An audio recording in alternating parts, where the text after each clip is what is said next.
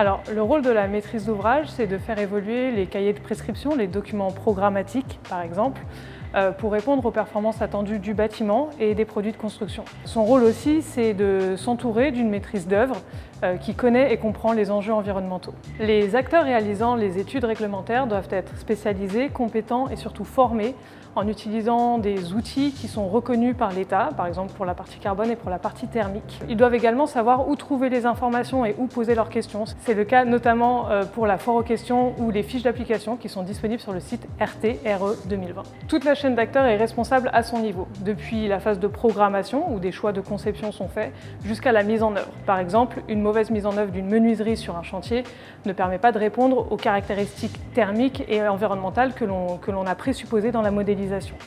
Les industriels aussi font partie de ce grand tout, avec notamment la mise à disposition de déclarations environnementales.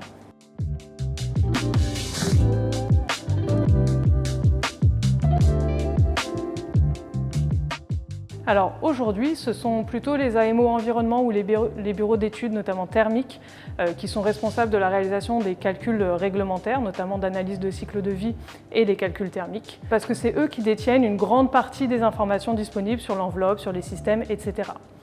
Les économistes ont aussi leur rôle à jouer puisque ce sont eux qui maîtrisent la plupart des métrés. Mais de manière générale, c'est toute la chaîne d'acteurs, tout l'ensemble de la maîtrise d'œuvre qui doit être responsable en fait, de ces calculs, puisque même un bureau d'études fluide par exemple ou un bureau d'études façade qui va venir intégrer cette équipe va devoir avoir conscience du poids des choix sur les critères environnementaux et sur les critères thermiques. Beaucoup de choses se jouent finalement en phase amont, en phase de programmation.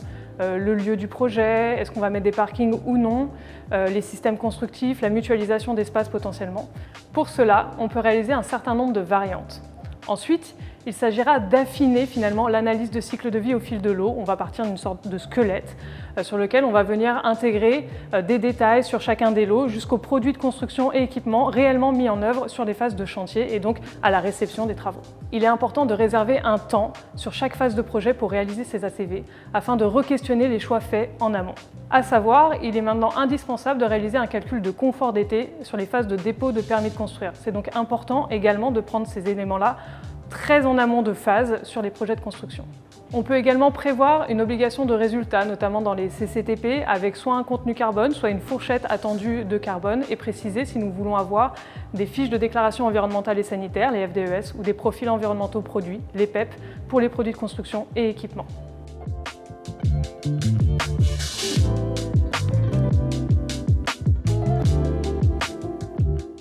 Comme dans tous les projets, prévoir une garantie de performance à la fin des travaux permet de limiter les écarts entre les simulations que nous avons pu faire en amont et ce qui est réellement mis en œuvre sur le chantier au moment du projet.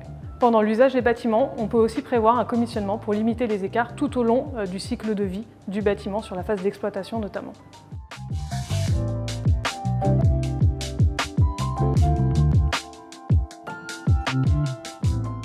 Pour assurer l'innovation, certains industriels peuvent être accompagnés de professionnels, notamment dans leur déclaration environnementale FDES ou PEP. Ils peuvent également suivre des processus d'éco-conception pour notamment aller chercher des seuils plus exigeants. La procédure titre 5 consiste à déposer un dossier devant une commission pour prendre en compte des innovations qui ne sont aujourd'hui pas modélisables dans les outils réglementaires. Nous avons le titre 5 opération qui consiste à montrer l'atteinte des seuils réglementaires par une innovation dans un projet défini. Nous avons également le titre 5 système qui consiste, après approbation de la commission, à pouvoir modéliser directement dans les outils ce nouveau système. C'est une procédure qui est plus lourde mais qui garantira pour l'ensemble des projets qui utiliseront ce système dans la suite de pouvoir l'utiliser et le valoriser. Pour atteindre des objectifs bas carbone, nous pouvons faire appel à tout un tas de solutions innovantes, du réemploi, des matériaux biosourcés, etc. Pour leur application sur le projet, il est indispensable de bien associer les contrôleurs techniques et les assureurs pour sécuriser leur mise en œuvre.